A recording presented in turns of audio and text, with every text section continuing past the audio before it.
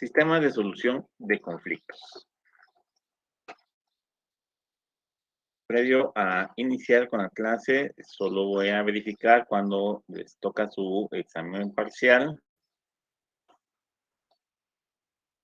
Su segundo parcial sería la semana del sábado 7 de mayo. Pues, por favor, la otra semana tenemos clase 12, es decir, en la tarde si tenemos clase, pero ese tema de clase va a ser el tema número 13, de la semana 13, la vamos a adelantar. No entra para su segundo parcial. El tema de hoy es el último tema para su segundo examen parcial. El tema de la siguiente semana entrará ya para su contenido del examen final. Es decir, dentro de 8 días, nosotros sí tenemos clase y su examen será dentro de 15 días. Favor verificar bien el horario de clase, del examen, perdón, porque el parcial pasado hubo inconveniente con algunos de ustedes que incluso me mensajearon de que el examen no lo habían habilitado, que estaba habilitado a otra hora, pero resulta que el examen que ustedes estaban buscando era el de la clase de Derecho Laboral 1 y no el del examen de preparación para su examen técnico profesional en el área laboral. Entonces, por favor, verificar bien, de acuerdo al curso que ustedes reciben conmigo, la fecha y hora del examen. Según el calendario que nos proporcionaron, su segundo examen parcial es dentro de 15 días, es decir, el sábado 7 de junio.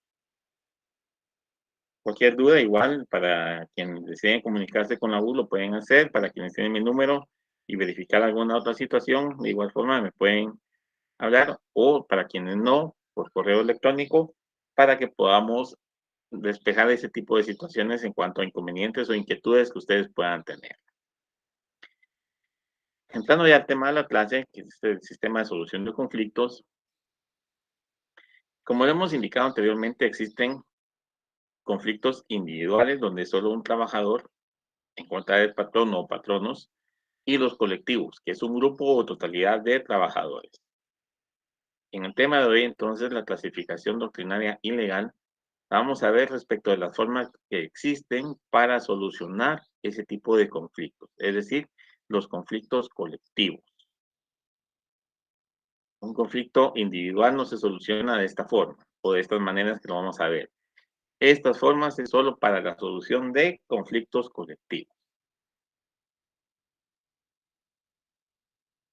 Para el autor Mario de Viali, existen 5 formas de solución de conflictos: el trato directo, la conciliación, el arbitraje voluntario, el arbitraje obligatorio y, por último, la decisión de autoridad judicial.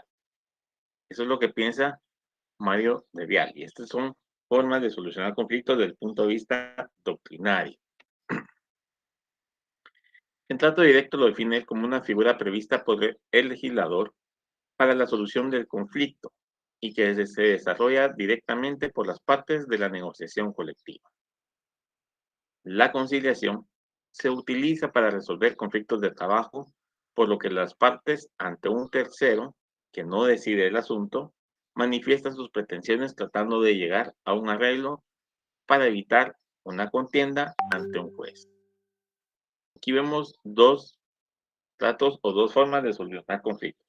Trato directo, que es una forma que el legislador dejó prevista para la solución de conflictos y que es entre las partes involucradas, trabajador, patrón, pero trabajador en el sentido colectivo. La conciliación, ya utilizamos a un tercero que no tiene interés, aunque no lo manifiesta así, pero ya utilizamos un tercero que no decide el asunto, pero que pretenda que evitemos ante una contienda judicial. Trata de que lleguemos a un arreglo como partes interesadas, es decir, trabajadores y patrón. La tercera forma que propone Mario es el arbitraje y consiste en someter las diferencias derivadas del conflicto colectivo frente a un tercero neutral e independiente, para que éste sea quien resuelva en forma definitiva y dé cumplimiento obligatorio para las partes. Aquí ya ese tercero interesado es quien decide o quien resuelve el conflicto que existe entre las partes y que va a ser de cumplimiento obligatorio para los involucrados. Pero no es un juez, es un árbitro, es un tercero neutral e independiente, pero no es de esa figura de un órgano jurisdiccional. Eso es lo que establece Mario. El arbitraje voluntario, en el cual se requiere que la voluntad de las partes sea sometida al conflicto, perdón, que el conflicto por voluntad de las partes sea sometido a dicho procedimiento. Es decir, estamos de acuerdo. Y el arbitraje obligatorio, cuando no existe esa voluntad de las partes o de alguna de ellas, por lo que se insta a este y se resuelve mediante una sentencia arbitral de cumplimiento obligatorio. Muy parecido a lo que él define como arbitraje en forma general. Es de cumplimiento obligatorio para las partes, pero es aquí en el arbitraje obligatorio, que es una subdivisión, donde se resuelve en una sentencia arbitral ese cumplimiento obligatorio.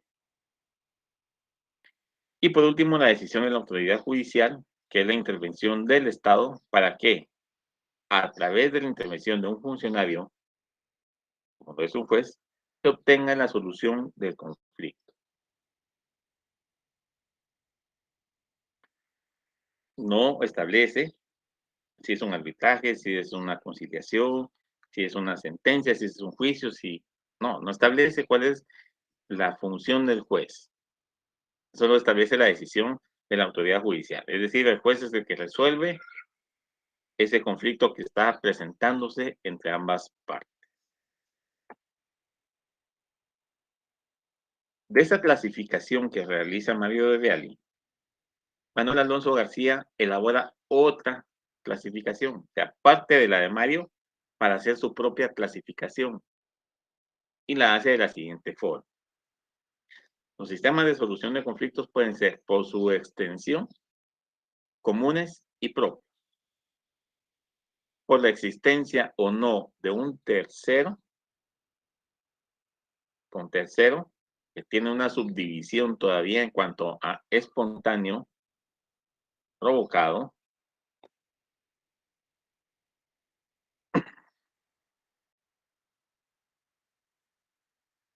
Bueno, vamos a ir viéndolos de forma más despacio. Por la existencia de un tercero o no. Con la existencia de un tercero puede ser espontáneo, como lo sería una mediación, ¿sí? O el sinónimo de una solución de conflicto con un tercero presente de forma espontánea equivale a una mediación. Es decir, vamos las partes a tener a un tercero que va a mediar entre nosotros para solucionar ese conflicto. O la intervención con tercero, pero que es provocada, ¿sí? Se tiene la libertad por parte de las partes de desconocer la obra del tercero. Es decir, que lo que el tercero haga puede ser que no lo tomemos en cuenta. Ignoramos lo que el tercero dispone respecto a la forma de solucionar el conflicto. Y existe la vinculación de las partes a la decisión del tercero. Y esto lo define él o lo interpreta él como un arbitraje o intervención judicial. Vean cómo es de difícil la clasificación que hace Manuel Alonso García en ese aspecto. ¿Tenemos o no la existencia de un tercero? Si la tenemos, puede ser que el tercero se presente de una forma espontánea a mediar entre nosotros o que sea provocada. Pero si es provocada, ponemos y tenemos la libertad de desconocer la obra del tercero. Es decir, lo vamos a invitar, vamos a pedirle que venga, pero no nos convence su postura, lo hacemos a un lado. Desconocemos lo que el tercero está proponiendo. O bien, ese tercero puede vincularnos como partes, ya sea en un arbitraje o una intervención judicial. Es muy complejo esto que Manuel Alonso García establece en cuanto a esa forma de resolver un conflicto con la existencia o no de tercero.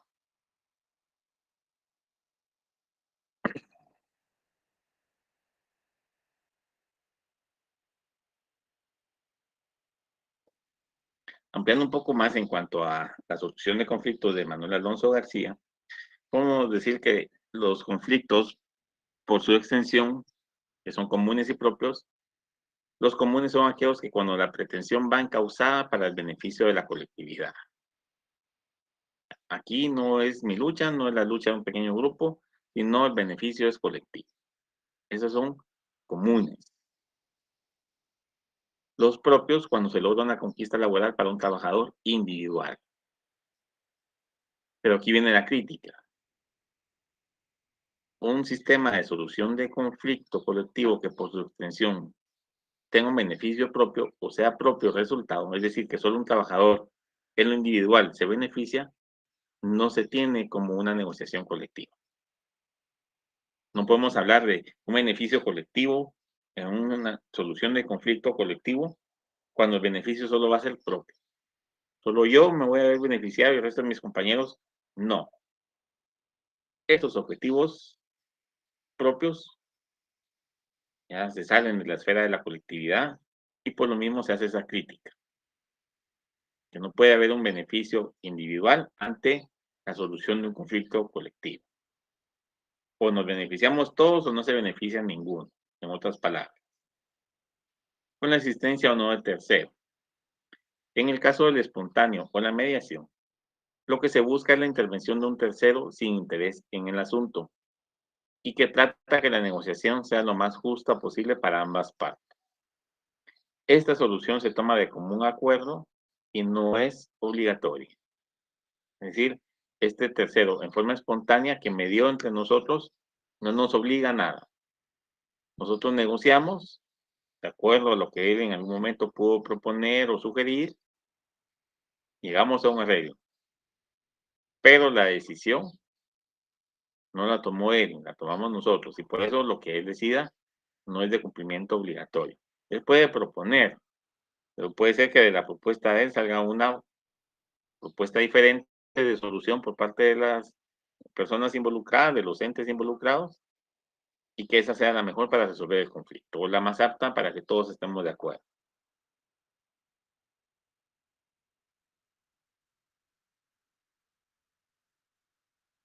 Intervención de tercero provocado. Tenemos en esta todavía otra subdivisión que hace este autor, Manuel Alonso García. Con libertad de desconocer la obra de tercero, en la primera de la división. La mediación o conciliación propuesta por el tercero no es aceptada por las partes en conflicto, por lo que se agota esta etapa. Es decir, lo que él propone, no lo aceptamos, agotamos esa etapa de conciliar, desconocemos la obra del tercero. Es un tercero que, si bien es cierto, invitamos, porque provocamos su intervención, no estamos aceptando lo que él dispone. Y la otra división o la otra situación que puede ocurrir con la intervención de ese tercero provocado es con una vinculación de las partes a la decisión de él. Y esto es lo que él considera como el arbitraje. Esa vinculación de las partes a la decisión del tercero, es decir, que nos vamos a obligar a lo que él decida, provoca ese arbitraje.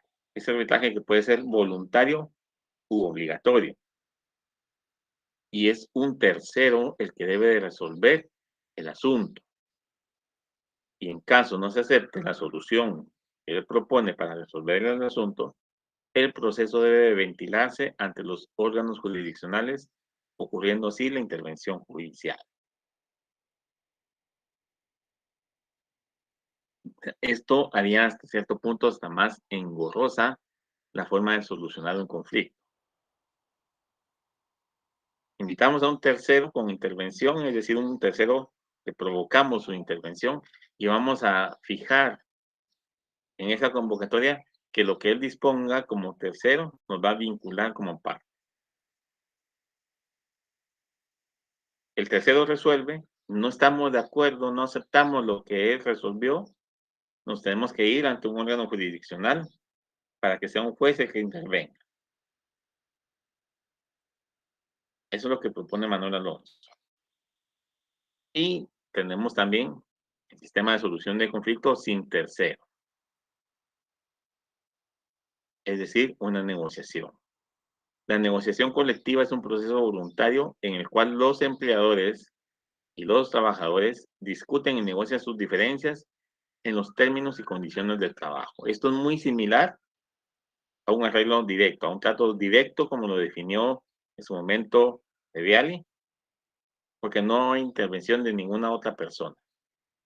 Son las partes, empleadores y trabajadores, los que discuten y negocian la solución a ese conflicto según los términos y condiciones del trabajo. Muy compleja la definición que hace Manuel Alonso en cuanto a las formas o los sistemas de solución de conflictos. Me parece a mí un poco más adecuada la de Viali y le puse las dos para que precisamente vean ustedes la diferencia. De Viali la deja muy simple. Manuel Alonso la complica demasiado y parte de la clasificación que hizo de Viali. Es muy, no sé, compleja ese sistema de solución de conflictos que propone Manuel Alonso. Es muy complejo. Y por último, podemos tener, según esa clasificación que hace él, pues el carácter voluntario o coactivo de la regulación. Si es voluntario o de naturaleza voluntaria, tenemos como ejemplo la negociación, la conciliación, la mediación y el arbitraje voluntario. Y si es de naturaleza coactiva, tenemos el arbitraje obligatorio y la intervención judicial. Este considero yo que resume lo que ya dijo con anterioridad. En esta clasificación que el mismo Manuel Alonso hace. Entonces, sí siento yo que él se complica demasiado en cuanto a dividir tanto para llegar a aterrizar en esta clasificación a manera de resumen en todo lo que ya expuso. Si ustedes leyeran todo el apartado que él tiene en el libro donde se cita, pasan 3, 4 hojas y ustedes no logran aterrizar en la clasificación que él hace. Es muy complejo. Entonces lo resumí acá, solo a efecto de que ustedes tengan 2 puntos de vista doctrinarios, ya serán ustedes en su preparación para su examen quienes profundicen en estos temas. Dejando por un lado entonces la doctrina, nos vamos a trasladar al código de trabajo, que es lo que nos manda a nosotros en cuanto a sistemas de solución de conflictos en materia laboral. Y estos sistemas son únicamente 3: arreglo directo, conciliación y arbitraje.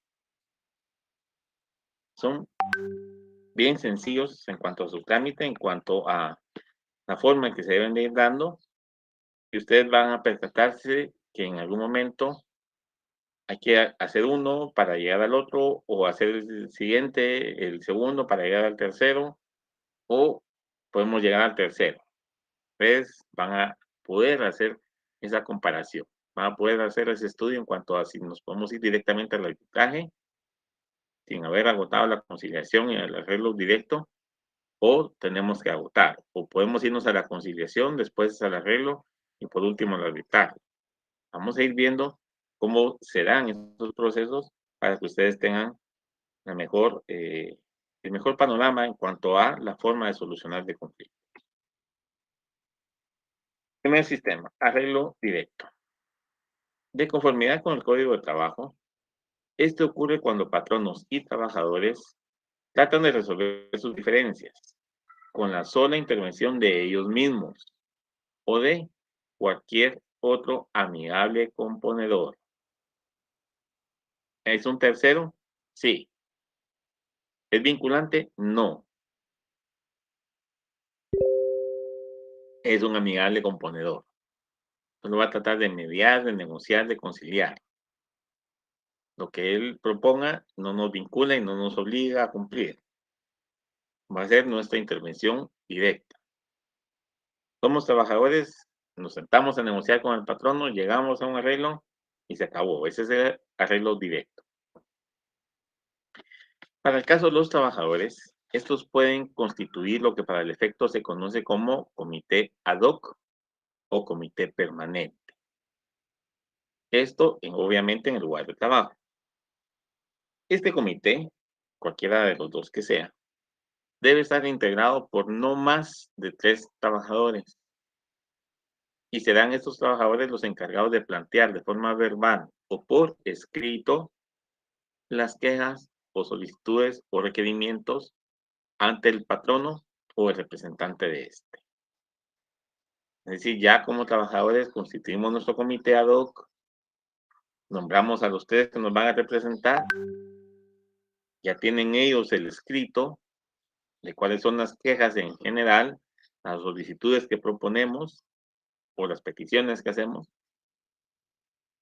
y ellos comparecen ante el patrono o representante de este a notificar esas quejas o solicitudes. Una vez tengamos constituido ese comité, debemos de informar a la Inspección General de Trabajo dentro de los siguientes 5 días a la constitución o nombramiento de los integrantes del comité. Hay que informar. ¿Quién informa? Pues obviamente los mismos trabajadores.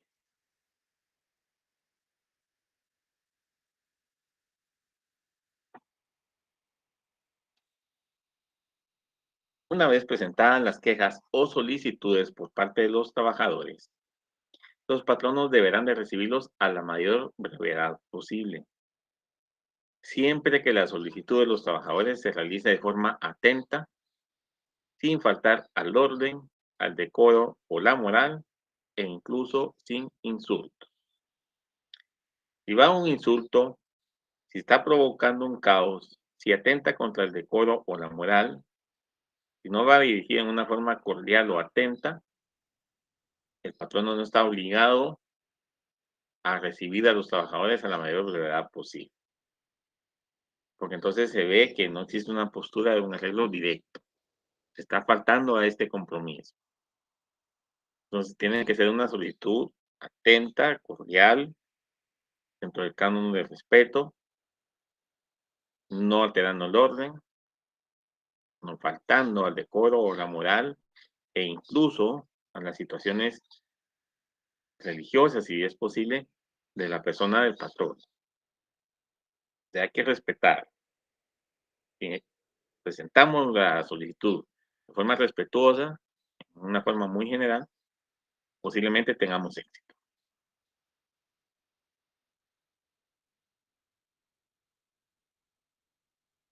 Obviamente, cuando el patrono acceda a recibirnos como trabajadores, es donde va a empezar la negociación. Yo sí puedo cumplirles con esto, no puedo darles esto, pero quiero que ustedes hagan esto, vamos aquí, quitemos esto, pongamos aquello, vamos a negociar, como que fuera un negocio que cualquiera de ustedes ha hecho. Ustedes van al mercado, negocian. ¿A cómo está la libra de tomate? A 4.50. Déjame la 4 y me llevo 3 libras. Está negociando. Está obteniendo cierto beneficio o cierto ahorro para usted, y el otro tiene una propuesta que posiblemente no le afecte en su ingreso, tal vez disminuya su ganancia, pero necesita vender. Entonces es esa negociación, ese negocio que vamos a entrar a hacer. Cuando esas negociaciones que ocurren entre patronos y trabajadores son objeto de arreglo, es decir, nos pusimos de acuerdo, se va a fraccionar un acta haciendo constar el acuerdo que hemos alcanzado, la cual deberá de firmarse por los intervinientes que representen a ambas partes. En este caso serán los integrantes del comité ad hoc o comité permanente los que nos van a representar y los que van a firmar esa acta, y por el lado del patrono, el representante o representantes, o el patrono o los patronos que hayan comparecido. Una vez firmada el acta, se debe remitir copia auténtica a la Inspección General del Trabajo dentro de las 24 horas siguientes,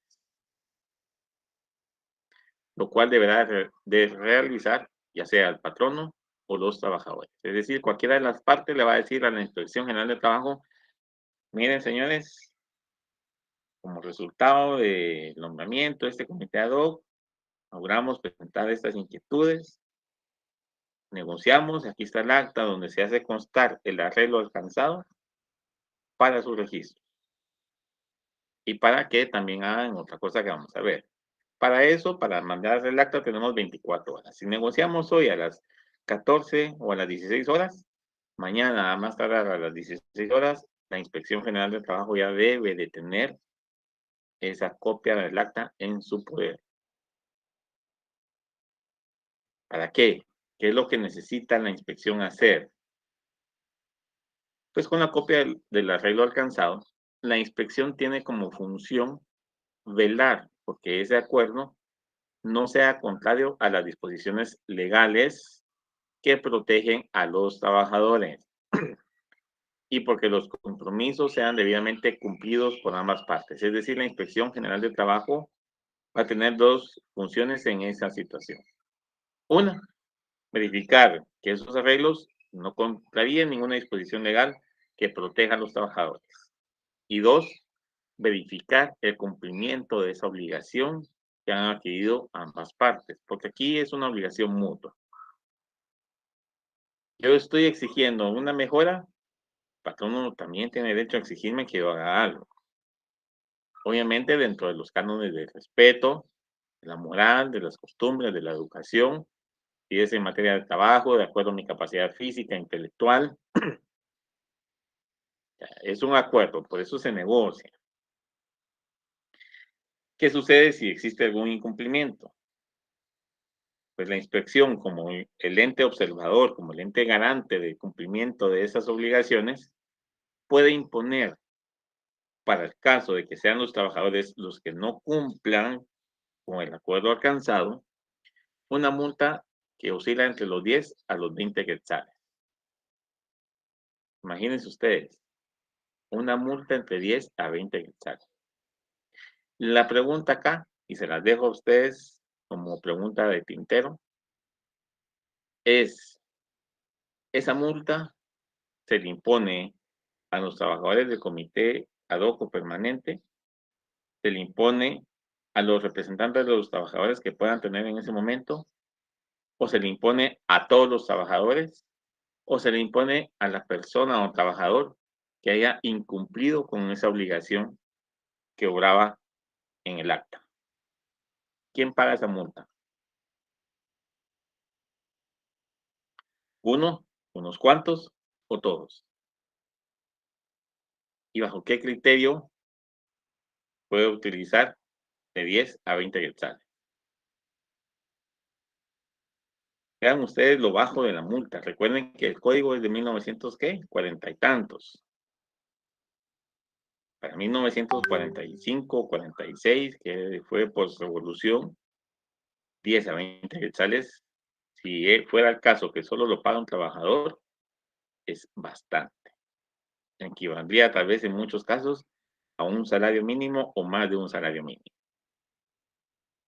Esa cantidad obviamente ahorita pues nosotros la sentimos visible, porque si a mí me condenan a una multa de 10 quetzales por no haber cumplido con la obligación de arreglo directo, quizá unos 10 pesos pues y deje de joder.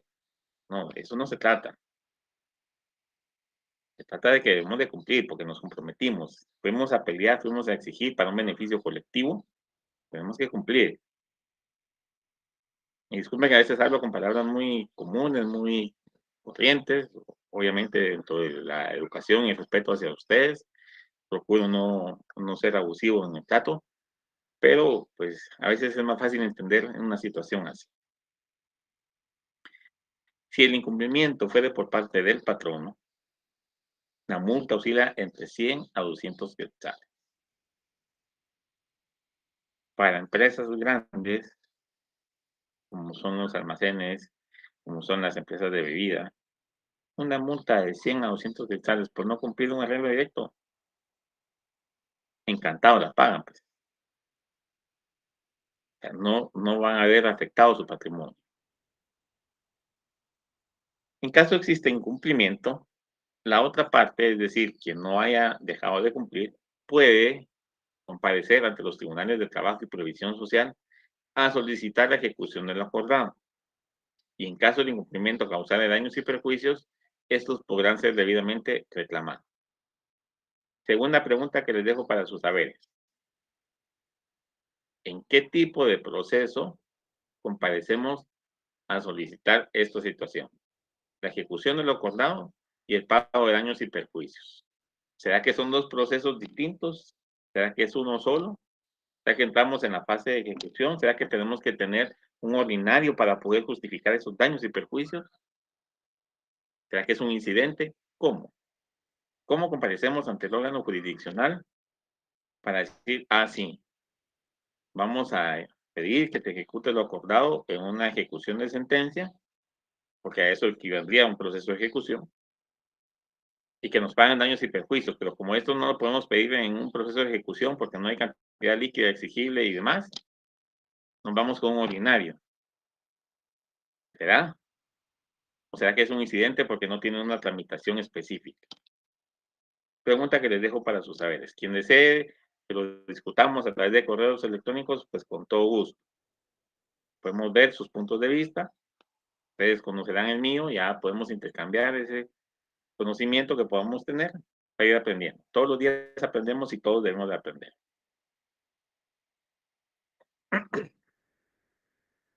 Siguiente método de solución de conflicto. Por favor, para los alumnos que tengan mi número de teléfono, si no me ven muy claro, si me están viendo oscuro, pueden mandarme un mensajito, por favor, si necesita que encienda yo la luz para poder verme de mejor manera. Creo que por el momento todavía nos miramos bien, no nos miramos borrosos, dirían los muchachos. Bueno, sigamos. La conciliación.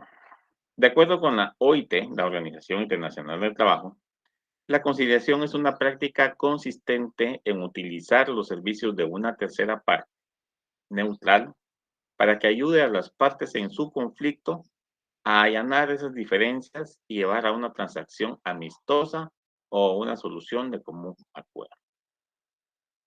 Aquí el término allanar no se refiere a entrar a un lugar a la fuerza o con autorización judicial, no. Allanar sus diferencias es limar, desvanecer esas diferencias. ¿Recuerdan ustedes que la figura del allanamiento en un juicio que consiste es aceptar los hechos de la demanda? Allanarse es aceptar, es estar de acuerdo. Entonces, allanar esas diferencias es desaparecerlas. ¿Y cómo las vamos a desaparecer? Pues obviamente a través de una transacción o una solución que de común acuerdo estemos dándole a ese conflicto o a un punto del conflicto. Eso es lo que establece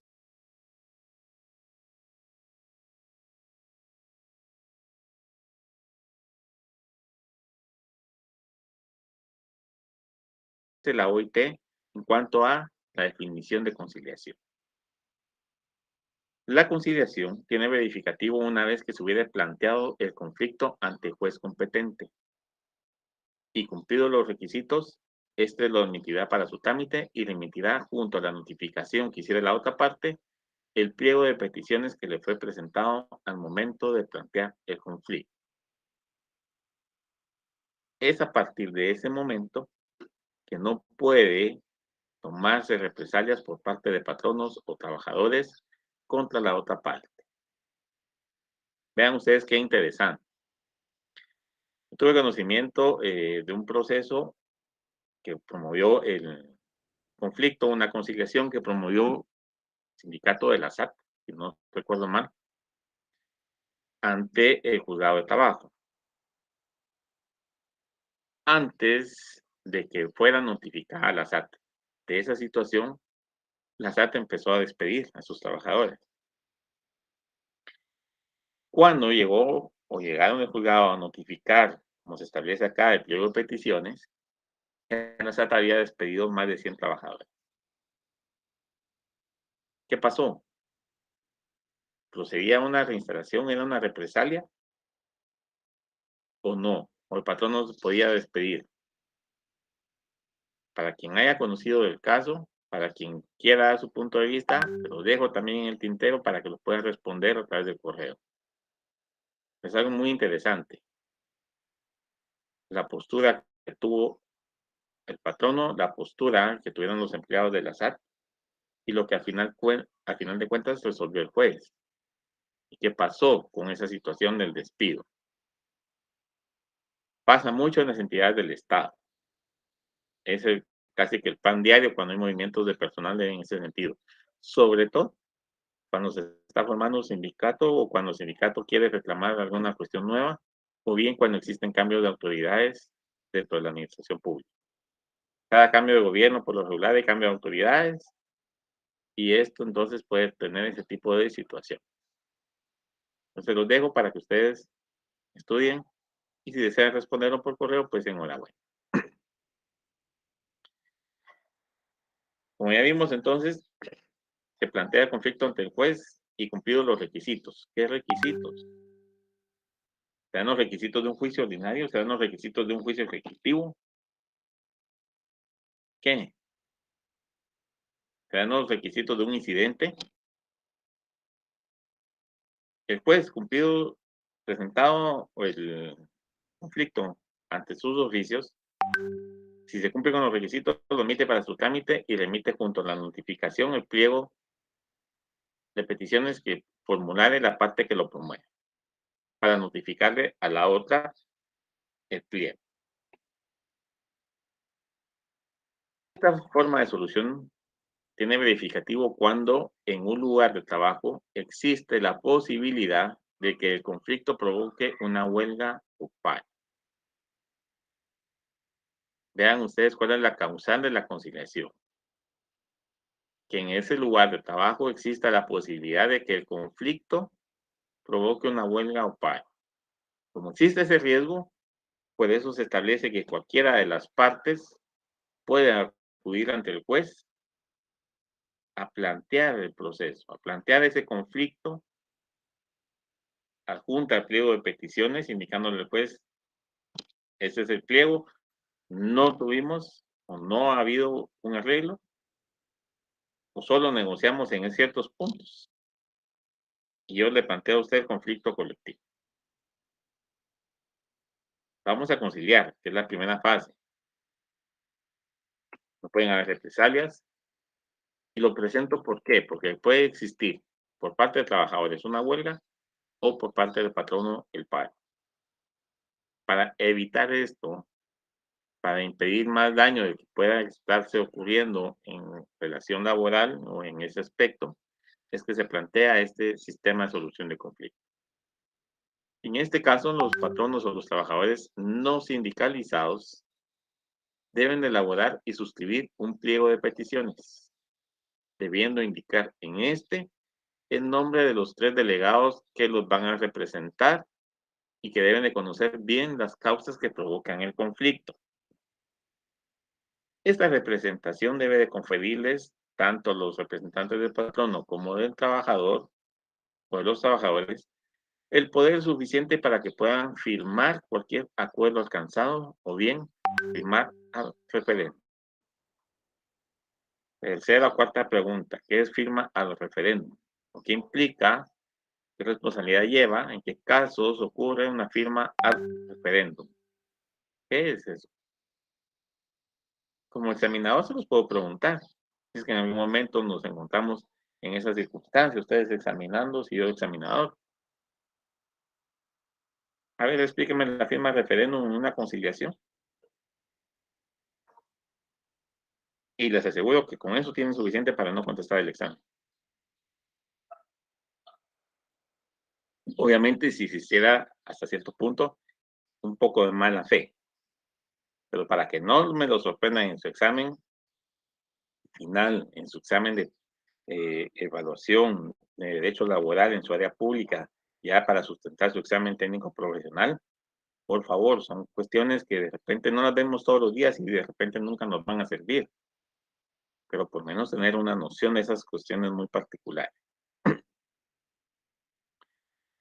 Si tanto patronos o trabajadores fueren sindicalizados, será la Asamblea General de la organización la que acuerde el planteamiento del conflicto y la representación la que será el comité ejecutivo. Están las dos situaciones, no sindicalizados y cuando sí existe un sindicato. Si no son sindicalizados, Deben de elaborar y suscribir un pliego de peticiones, debiendo indicar en este el nombre de los 3 delegados que los van a representar. Y que deben de conocer bien las causas que provocan ese conflicto. ¿Esos delegados quiénes son? ¿Es lo mismo que el comité ad hoc? ¿Es lo mismo que el comité permanente? ¿O serán distintos? Y deben de conocer bien las causas que provocan el conflicto. Es decir, no vamos a nombrar a un trabajador que tiene una semana a estar trabajando en la empresa cuando no conoce cuál es la lucha que traemos desde hace 6 meses, 8 meses, un año. Tenemos que nombrar como representantes a quienes sí conocen bien las causas que provocan ese conflicto. Y les vamos a conferir a ellos la representación suficiente y el poder suficiente para que puedan firmar el acuerdo alcanzado o bien firmar al referéndum. Vuelvo y repito esa frase, al referéndum.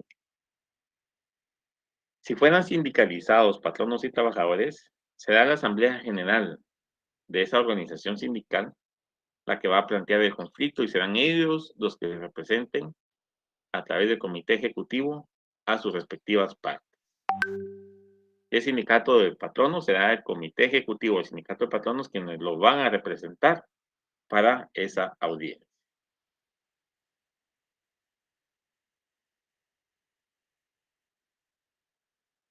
Bueno, muchas gracias por el comentario que todavía me ven, dice, pero a veces se ve borrosa, pero pues a veces pasa eso cuando uno está en sus cabales, que ya tiene un poquito de algunas chelitas o algunos traguitos encima.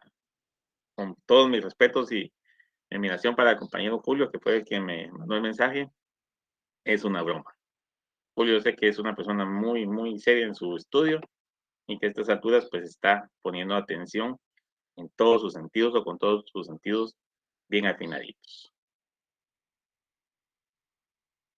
Dicho pliego de peticiones se hace llegar al juez de trabajo, quien en el acto va a resolver que el mismo va a ser notificado a la parte contraria, es decir, se admite, cumple con los requisitos, ordena que se notifique a la parte contraria de quien lo está presentando.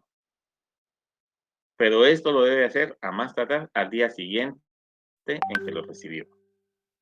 Si lo recibe el día viernes, pues obviamente no podrá ser el sábado ni domingo, sino será hasta el lunes. Si me lo presentan los trabajadores, se lo tengo que notificar al patrono y si lo presenta el patrono, se lo tengo que notificar a los trabajadores. Para tal efecto, entonces, el pliego se debe de presentar en duplicado. ¿Por qué? Porque es el duplicado que yo voy a utilizar para notificar. Cuando el conflicto planteado se trate sobre la discusión de un pacto colectivo de condiciones de trabajo, el pliego deberá ser presentado a la otra parte en la vía directa. Y una vez transcurrido el plazo que otorga el artículo 51 del Código de Trabajo, si no existe acuerdo, cualquiera de las partes puede acudir ante los tribunales de trabajo a plantear el conflicto colectivo correspondiente. Se agotó la vía directa, no hubo respuesta en el plazo que otorga el 51, planteemos el conflicto. Cuando se trate de una discusión de pacto colectivo de condiciones de trabajo, solo en ese caso utilizamos el plazo del artículo 51. Si no fuera eso, lo que pretende el conflicto colectivo, ¿cuál es el plazo que se tiene para presentarlo? Ya que tenemos un mes, 2 meses, 4 meses, prescribe en algún momento o es inmediata la presentación. ¿Qué pasa? Ya lo vimos hace una o dos diapositivas, lo vimos así un poco escondido, no les hice énfasis, pero por ahí está. Planteado el conflicto, ninguna de las partes puede tomar represalias contra la otra ni impedir el ejercicio legítimo de sus derechos. Es decir, no podemos impedir ya que los trabajadores o los patronos ejerzan sus derechos. No podemos tomar represalias. Los despidos injustificados son represalia. Los despidos indirectos son represalia. Y ya no lo podemos hacer una vez se tenga por planteado el conflicto. Y de allí viene una de las premuras de notificar al día siguiente.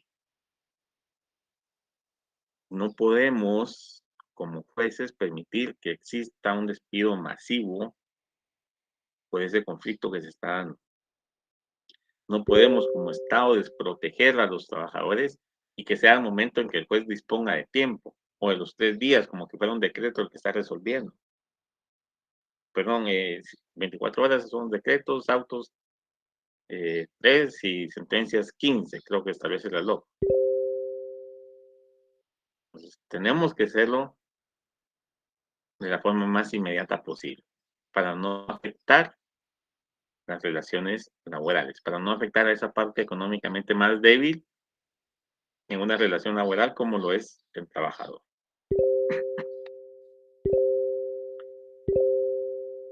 En caso el patrono sea el que infrinja esa disposición, será sancionado con una multa que puede oscilar entre los 10 a los 50 salarios mínimos mensuales vigente para la actividad no agrícola.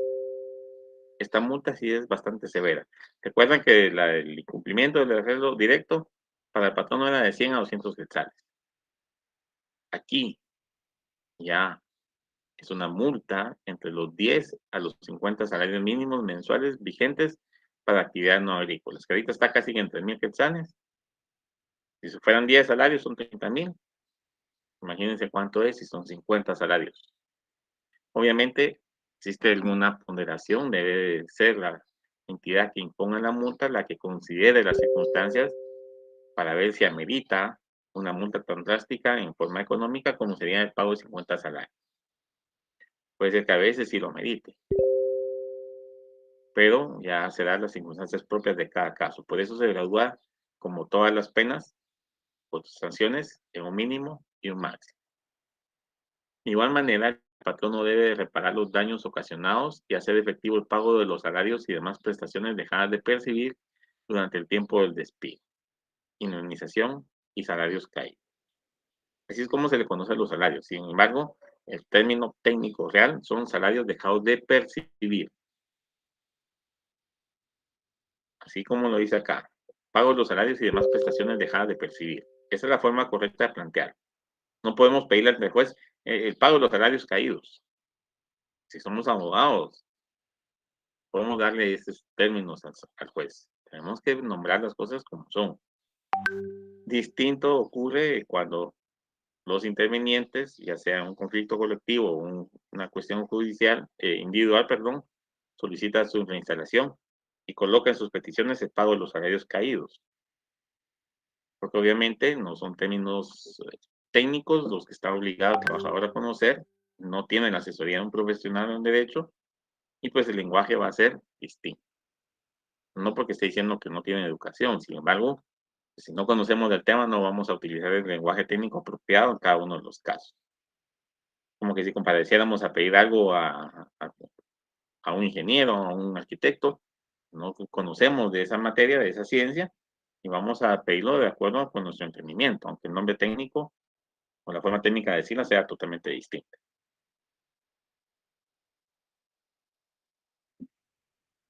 Si la infracción fuera cometida por los trabajadores o el sindicato, la multa será el equivalente de 1 a 10 salarios mínimos mensuales para las actividades no agrícolas, debiendo también reparar los daños y perjuicios que se hubieran causado. ¿Vamos hasta ahí? ¿Sí?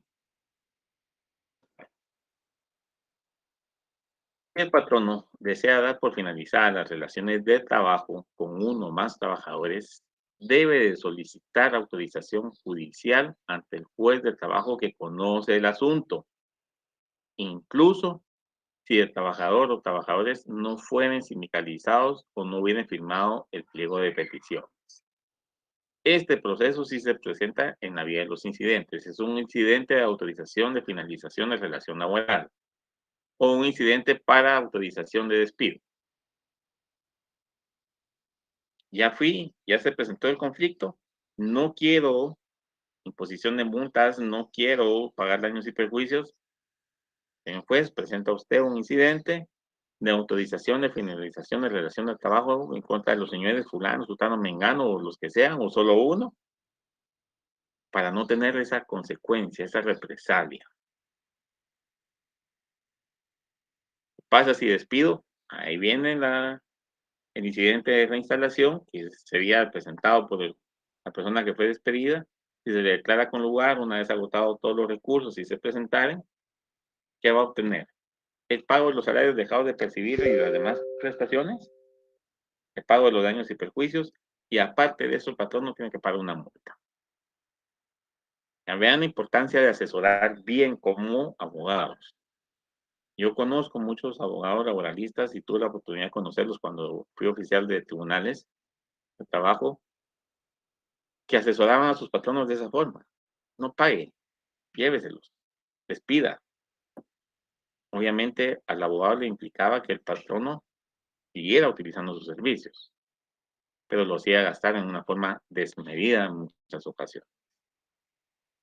Más vale asesorar bien y tener contento al cliente, al patrono, que mantenerlo en esa situación. Porque al final de cuentas se puede cansar o puede llegar otro que le diga, no, mire, esto es la solución más fácil, yo le cobro tanto y ahí termina el asunto. Y uno como profesional pierde al cliente. Entonces, que ser conscientes en la litigada, en ese litigio, en esa asesoría que damos a los patronos, los trabajadores o cualquier parte, en cualquier ramo del derecho y en el proceso. El pliego de peticiones deberá de exponer de forma clara y contra quién o quiénes se está dirigiendo ese pliego de peticiones. Debe indicarse cuáles son las quejas, el número de trabajadores o patronos que las apoyan, la situación exacta y actual en el lugar de trabajo, la cantidad total de trabajadores en dicho centro de trabajo, así como nombre completo de los delegados y la fecha. Es decir, no solo vamos a decir, es que mire, señor juez, el patrono no quiere hacer esto, no. Hay que decir cuáles son las quejas, contra quién las estamos presentando. El patrono se llama de esta forma, o es un sindicato de patronos y los integrantes del comité o los representantes son fulano, sutano, mengano, con tales cargos de dirección o de representación dentro de la empresa. Somos tantos los trabajadores que estamos compareciendo en este pliego, representados o unificada la personería en estos tres. Tenemos el apoyo de un patrono, pero no del resto. Esta es la situación actual en la compañía, en el lugar de trabajo, en la empresa. Y de todos los que son, pues, tantos apoyando. Eso hay que hacerle ver en ese pliego de petición. Y el nombre completo de los delegados, si fuera el sindicato, pues los que ejercen la función en el comité para poder representar y comparecer. Algo que me ha llamado o que me llamó la atención en este proceso de la conciliación, que para mí es algo curioso, es el hecho de que si la solicitud presentada no cumple con los requisitos legales, el tribunal ante quien se presente la solicitud de oficio la corregirá mediante acta y luego dará trámite a la solicitud para no rechazarla o poner un previo. Siguiente pregunta que les dejo. ¿Por qué consideran ustedes que esto es curioso? ¿Por qué consideran ustedes que esto es posible de hacer? El juez de oficio, el tribunal de oficio ante el que tiene la solicitud, no cumple con los requisitos legales. Nos vamos a corregir, fraccionemos un acta, hacemos la corrección de oficio porque no nos lo pidió esa parte que presentó el conflicto, el pliego, perdón, y le damos trámite a la solicitud. Nos convertimos en juez y parte. Estamos teniendo una actitud desleal para la otra parte, estamos cayendo en un conflicto. Así lo establece la norma. El código es el que faculta esa situación, no es que después se la invente. Si después se interviene es con fundamento y está el artículo donde se regula que si no se cumplen los requisitos legales, el tribunal ante quien se presente de oficio corregirá y mediante acta dará trámite de la solicitud. Bueno, ya está todo, se le dio trámite, se manda a notificar.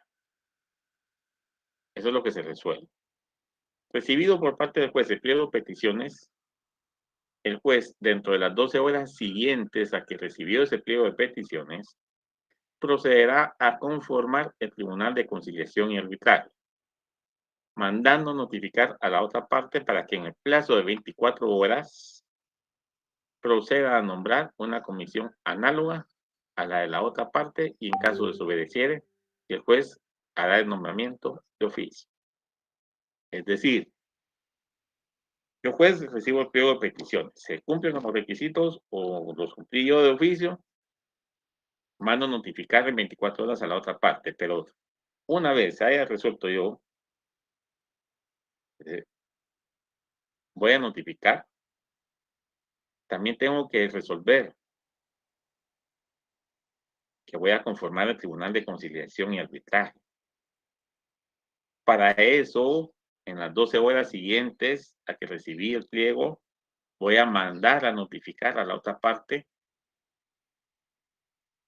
para que procedan a nombrar a sus representantes. Esa comisión análoga, es decir, parecida o igual a las personas que están promoviendo ese conflicto. Si es un comité, si es un sindicato integrado por TES o por el comité, entonces, bueno, señor patrono, yo le notifico que usted tiene que evacuar en 24 horas el nombramiento de la comisión integrada por igual número de representantes de los trabajadores. Pasaron las 24 horas, el patrono no nombró, no presentó su escrito,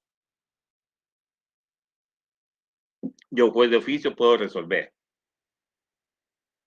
que se nombra como comisión análoga en representación del patrono a el director de recursos humanos o gerente de recursos humanos, al abogado, asesor o al director jurídico, a, no sé, vicepresidente o subgerente y a otra persona más, porque son 4 los del otro lado, son 4 los del patrón.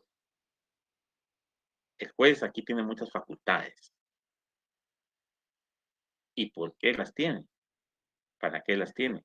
¿Por qué la ley se las dejó?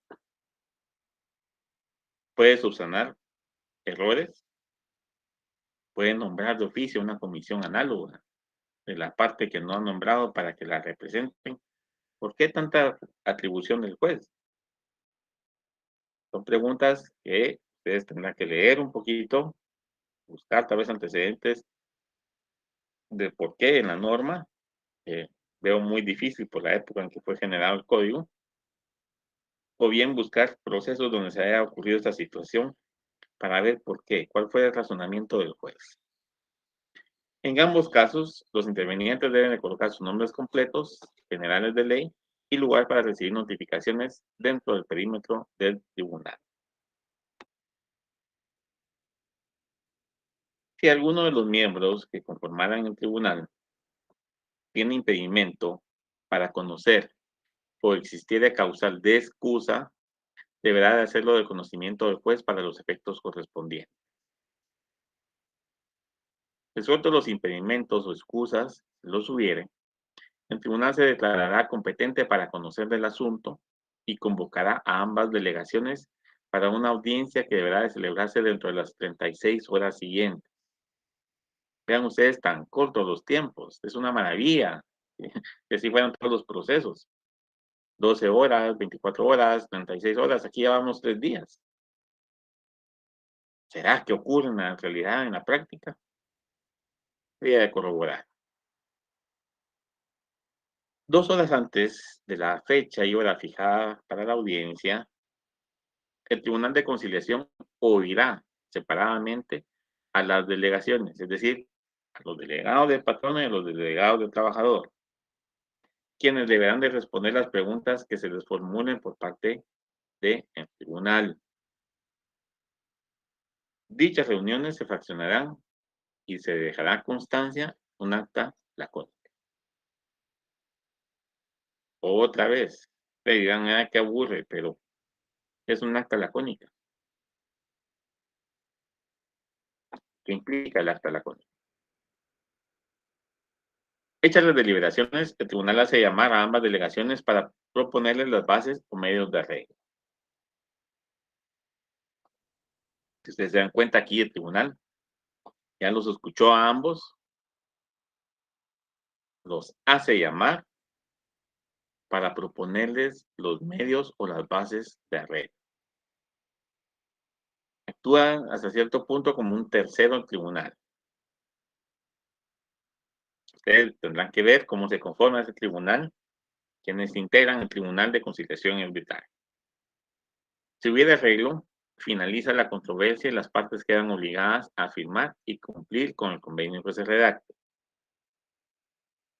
Para el cumplimiento de dicho convenio se deberá fijar un plazo, el cual no puede ser menor a un año. Es decir, ya hubo un arreglo, ya hubo un convenio, vamos a firmar, pero tenemos por lo menos un año para poder cumplir, adaptar, hacer los cambios en la empresa o en la entidad, si fuera el Estado, para el efectivo cumplimiento de ese convenio ante un tribunal de conciliación y arbitraje que solucionó un conflicto colectivo a través de una conciliación. Si no fuera posible o no se cumpliere el convenio alcanzado, si existiera algún incumplimiento, se impondrá una multa a la parte que resulte rebelde, es decir, a quien no cumple. Si fueran los patronos los que no cumplen, la multa será de 500 a 1000 quetzales. Y si fueran los trabajadores, de 10 a 50 quetzales. Visibles al día de hoy, no actualizadas posiblemente. Pero llama la atención también que hace poco mencionó hasta 50 salarios mínimos y hoy baja otra vez a quetzal. ¿Habrá reforma de los artículos? Ustedes que están estudiando su código, que lo tienen actualizado, subrayado, rayado y demás, posiblemente hasta con hojas sueltas de tanto ir y venir, sabrán que hay alguna reforma en cuanto a la multa modificada en los salarios mínimos o si así fue el texto original en el código. En caso de incumplimiento, queda salvo el derecho de las partes de acudir al paro o a la huelga si lo consideran necesario. Y para ello no es necesario, valga la redundancia, acudir de nuevo a una conciliación, aunque esta fuera por las mismas causas. Hubo incumplimiento, no nos vamos a sentar a conciliar otra vez porque son las mismas causas, porque es un convenio que no se cumplió. Tenemos el derecho de acudir, si somos patronos, al paro, si somos trabajadores, a la huelga. Obviamente llenando y cumpliendo los requisitos para cada circunstancia. No podemos irnos a la huelga así porque sí. Entonces no solo va a ser declarada ilegal, sino también injusta y como trabajadores vamos a tener consecuencias que admitir, que cumplir. Y si somos patronos, peor. Tenemos que hacer el procedimiento de la huelga y el paro para que sea declarado justo o legal primero y después justo, si fuera el caso. Puede solicitarse también la ejecución del acuerdo alcanzado a costa de quien ha incumplido y el pago de daños y perjuicios si fueran ocasionados. Es decir, no vamos a ir a la huelga, no vamos a ir al paro, vamos a presentar la ejecución del acuerdo alcanzado, vamos a pedir que se cumpla ese acuerdo alcanzado. ¿A costa de quién? De la parte que no cumplió. Y el pago de daños y perjuicios si fueron ocasionados estos. Otra vez, ¿qué tipo de proceso presentamos? ¿Ejecutivo, incidente u ordinario? Podemos dividirlo. Podemos decir, bueno, para los daños y perjuicios un ordinario y para la ejecución del acuerdo un ejecutivo, una fase ejecutiva de sentencia, un incidente. ¿Qué acciones promovemos? ¿Están previstas en la ley? ¿Están previstas en el código? ¿Qué hacemos? O nos vamos a un proceso ejecutivo según el Código Procesal Civil y Mercantil. O un ejecutivo en la vía de premio, porque dependerá del título. Son preguntas que ustedes tienen que ir aterrizando ya para su próximo examen. Si las recomendaciones del Tribunal de Conciliación y Arbitraje no fueren aceptadas, se podrá repetir el procedimiento de escuchar a las partes, es decir, contestar las preguntas del juez o del tribunal, mejor dicho, y que estas, una vez resueltas, permitan una nueva propuesta. Esta nueva audiencia, por decirlo de esa forma, a esta nueva oportunidad de escuchar a las partes, debe de realizarse dentro de las 48 horas siguientes del momento en que se estableció que no había un acuerdo. No obstante, esas recomendaciones del tribunal no se aceptó, no hay un acuerdo, suspendemos esa audiencia, la finalizamos, señalamos una segunda dentro de las 48 horas siguientes como máximo. Y si aquí, en esta segunda oportunidad, no hubiera acuerdo, se da por concluida la intervención del Tribunal de Conciliación y Arbitraje. No hay acuerdo, señores, lo lamentamos mucho. Nosotros como tribunal ya no podemos hacer nada. Finaliza la etapa de la conciliación o el proceso o el medio de solución de conflicto que consiste en la conciliación. Agotados estos procedimientos, entonces, sin que hubiera aceptación de convenio o arreglo someterse al arbitraje, se levantará un informe y se remitirá copia a la Inspección General del Trabajo. En este informe se deberá indicar de forma precisa las causas del conflicto, las recomendaciones formuladas a las partes y cuál de ellas aceptó el arreglo o si ambas lo rechazaron. De igual manera, respecto a si hubo una disponibilidad de someterse al arbitraje. Y hubo una aceptación parcial, hay que hacer constar esa aceptación parcial. ¿Por qué? Porque el proceso deberá de continuar con lo que no fue aceptado. Aceptamos de las 40 peticiones, aceptamos 15, hay un convenio, hay un arreglo, sacamos esas 15, pero el otro no hay. No obstante, las dos oportunidades que nos dio el tribunal de conciliar, estamos dispuestos a someternos al arbitraje, lo hacemos constar. No estamos dispuestos, también se hace constar. Y ya verán ustedes cómo opera entonces el arbitraje como siguiente método de solución de conflicto. El arbitraje es un procedimiento por el cual se somete una controversia por acuerdo de las partes a un árbitro o un tribunal de varios árbitros que dicta una decisión sobre la controversia que es obligatoria para las partes.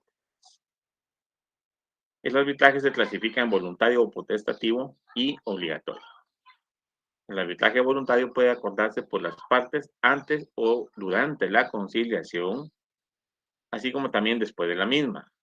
Y aún después de declarada la huelga, las partes pueden acordarlo. Es decir, estamos en huelga los trabajadores, pero acordamos irnos al arbitraje con el patrono, es permitido, podemos hacer. En caso de procedencia del arbitraje obligatorio, esto ocurre cuando una vez declarada la legalidad de la huelga, porque se cumplieron los requisitos, los trabajadores no la realizan en el plazo de los 20 días que manda la ley. Por lo que el conflicto debe de ventilarse en la vía arbitral, pues ha quedado inconcluso el proceso. Es decir, no aceptamos o no dispusimos irnos al arbitraje en forma voluntaria. ¿Qué nos va a obligar a irnos al arbitraje? Sí, una vez declarada la legalidad de la huelga como trabajadores promovida por nosotros, cumpliendo todos los requisitos, pasan 20 días y no la iniciamos. Porque primero nos tienen que declarar que la huelga es legal para que nosotros ya iniciemos con la huelga de forma, con actos de hecho, o sea, no asistir y los tipos de huelga que se establecen, ¿no? Esa suspensión temporal por 3 o más trabajadores de forma pacífica, eso es la huelga. Pero si no obstante esa declaración de legalidad que nos notificaron, por ejemplo, el 15 de febrero y nosotros ya estamos a 24 de abril, 23 de abril, y no hemos tomado acciones de hecho, el conflicto, como quedó inconcluso, nos obliga a ventilarlo en la vía arbitral. Querramos o no querramos, nos vamos a arbitrar. Encender la luz, jóvenes, permítanme.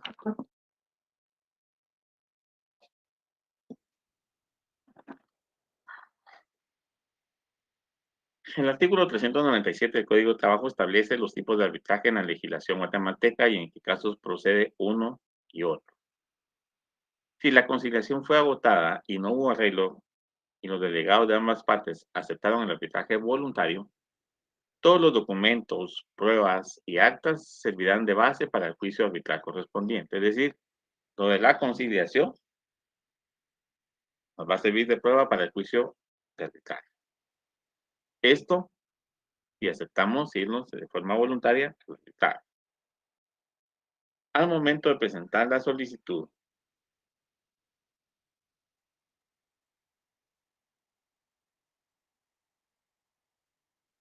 antes pues las partes deben de expresar por escrito los motivos de esa divergencia, es decir, por qué no hubo un arreglo, por qué no conciliaron, y los puntos sobre los cuales están de acuerdo para que el arbitraje sea solo sobre lo que no se está de acuerdo. Deberán de nombrar a sus delegados y señalar lugar para ser notificados. El arbitraje fue obligatorio porque quedó inconcluso, porque nos declararon la legalidad de la huelga y no la hicimos. Será el juez el que convoque a las partes para el cumplimiento de lo antes expuesto, es decir, para establecer los motivos de la divergencia, los puntos sobre los cuales estamos de acuerdo, nombramiento de los delegados para integrar el tribunal y dónde vamos a ser notificados. Estos delegados, vale la pena, yo creo que no lo coloqué anteriormente, estos delegados son los que van a conformar el Tribunal de Conciliación y Arbitraje. Ustedes van a leer su normativa, van a establecer cómo se integra, tres del patrono, tres de trabajadores y después del tribunal. Así se integra un Tribunal de Conciliación. Y estos delegados del patrono son los que van a integrar, los delegados de trabajadores son los que van a integrar, y estos 6 más el juez son los que integran y conforman el Tribunal de Conciliación y Arbitraje. Son 7 al final. Cumplido con los requisitos, el juez tiene plazo de 24 horas para convocar a los integrantes del Tribunal de Conciliación y Arbitraje, es decir, a esos delegados, según las disposiciones del artículo 383 del Código de Trabajo. Los vocales del tribunal que hubieran actuado en la conciliación no podrán formar parte de este nuevo tribunal, a menos que los delegados de ambas partes acepten su intervención. Es decir, yo, delegado del trabajador, sé que los delegados del patrón en la conciliación son los que no están de acuerdo en nada, son los que chocan, son los que llegan a pelear, son los que llegan a no ceder nada, o contrario censo, soy representante, soy delegado del patrón y sé que los trabajadores que están compareciendo o esos delegados de los trabajadores son los que son la piedra de tropiezo para que conciliemos, nos vamos a oponer a su intervención y vamos a pedir el nombramiento de nuevos delegados. Solo si ambas representaciones, a través de los delegados de patronos y trabajadores, aceptan que seamos los mismos, vamos a intervenir como integrantes del tribunal los mismos. Pero si no se está de acuerdo por cualquiera de las dos partes, los otros delegados tienen que ser cambiados, tienen que ser nombrados nuevos. Resueltos esos impedimentos que puedan presentarse o excusas que son las mismas que para un juez, el tribunal procede a declararse competente para conocer del asunto y a partir de allí tendrá 15 días para conocer el proceso y dictar la sentencia respectiva. ¿Habrá o no habrá audiencia? ¿Qué piensan ustedes? Durante ese periodo de 15 días, el juez oirá a los delegados de ambas partes de forma separada o bien de forma conjunta, pudiendo hacerlos conducir por la fuerza pública en caso de incomparecencia, lo cual puede ser justificada dentro de las 24 horas siguientes. ¿Será que esa audiencia, esa excusa que se pueda presentar por la incomparecencia, será la única que establece el código que se acepta en los juicios de trabajo? ¿O se podrá argumentar cualquier otra excusa? Hay que ver si la ley establece algo. Podrá interrogar el tribunal de forma personal a patronos y trabajadores sobre los puntos que consideren necesarios y puede ordenar la evacuación rápida de las diligencias que estime convenientes, ya sea de oficio o a petición de parte. Incluso el tribunal puede solicitar al Ministerio de Trabajo y Previsión Social, según las diversas materias sometidas en ese arbitraje, en ese proceso, que realice o recabe algún dictamen técnico económico. Yo nunca tuve la oportunidad de ver una situación de estas. Me quedé como oficial de juzgados en una conciliación siempre. Nunca vi un arbitraje como tal. No tengo ningún documento como para decirles a ustedes, este es un dictamen técnico económico. Han de existir porque la ley lo prevé y por eso, por algo lo dejó previsto el legislador, porque tal vez ocurre con alguna frecuencia, pero ocurre, con muy poca, pero ocurre. Pero sí son cuestiones que yo sí no tuve por la práctica o la experiencia tribunalicia, conocimiento de qué era un dictamen técnico económico por parte del Ministerio de Trabajo y Previsión Social.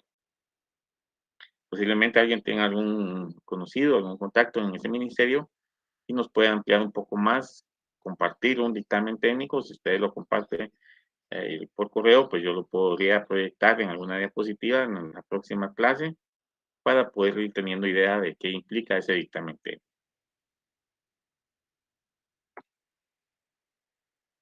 En la sentencia ya del tribunal de arbitraje o el proceso arbitral, se deberá de resolver por separado las cuestiones de hecho, es decir, las causas, los conflictos, las situaciones que motivan ese conflicto, de las cuestiones de derecho, si hay algún incumplimiento de alguna norma, si es aplicable esa norma, ese convenio internacional, ese tratado, y por eso se resuelven por separado.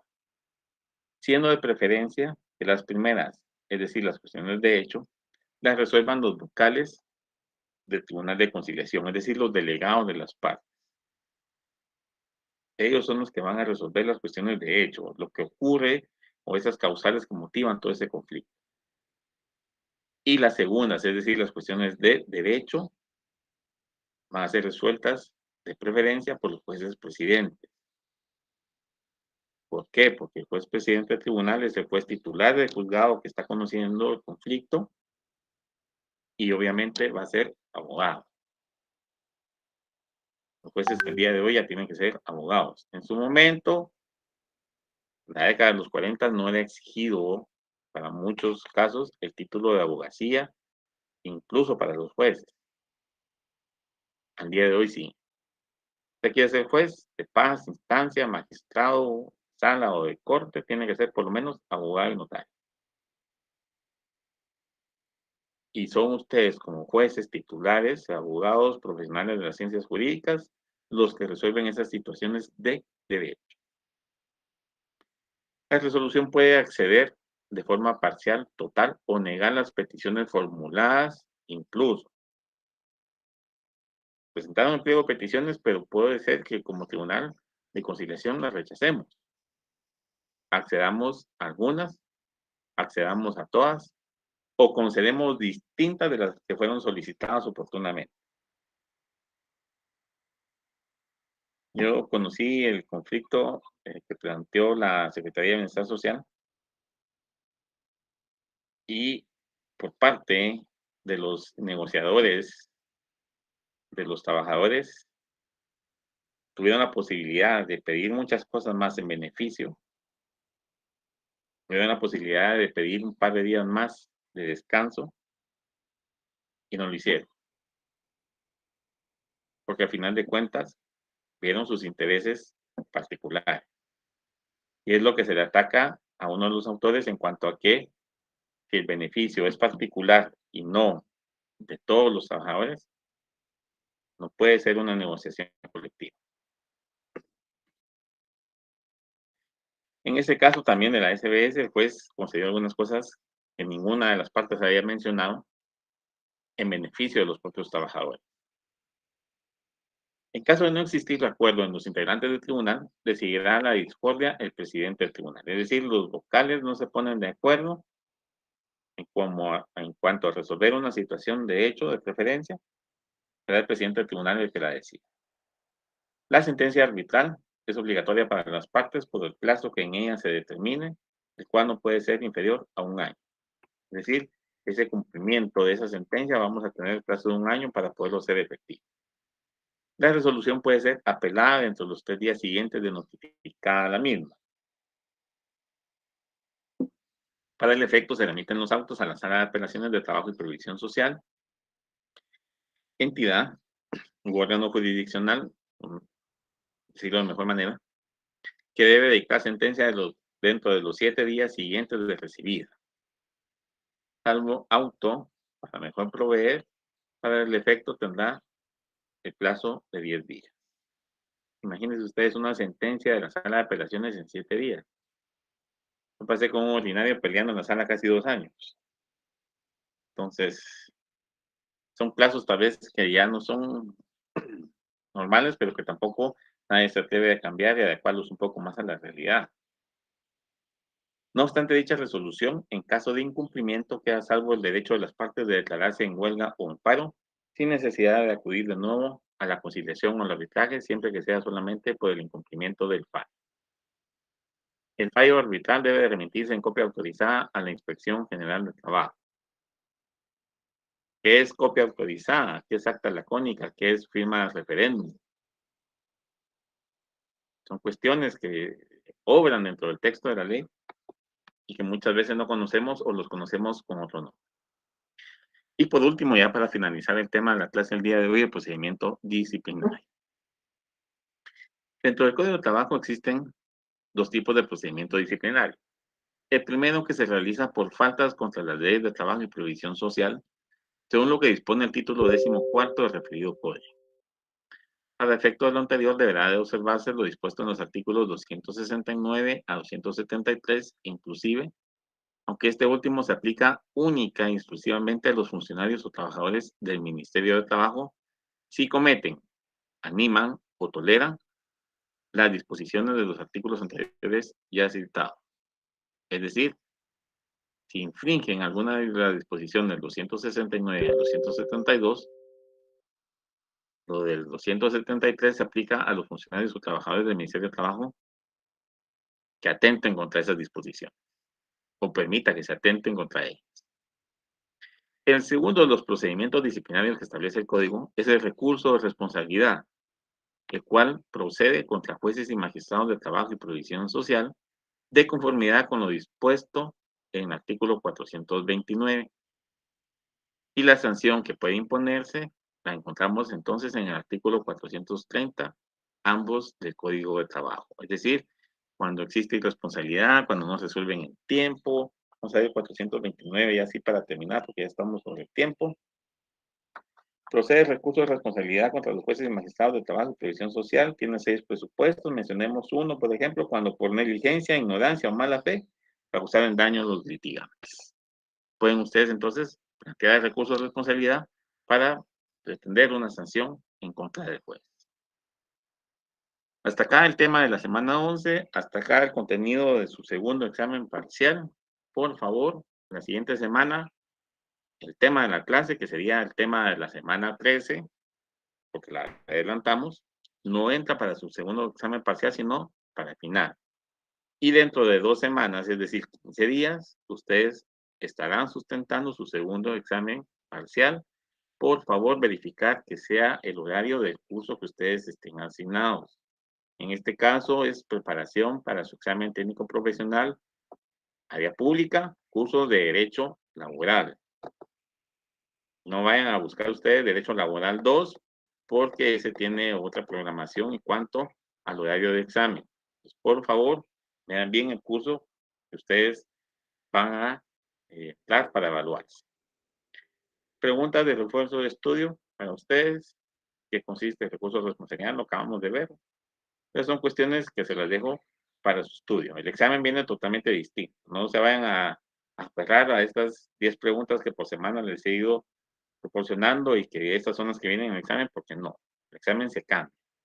Estas son para que ustedes puedan estudiar y en el examen son totalmente distintas.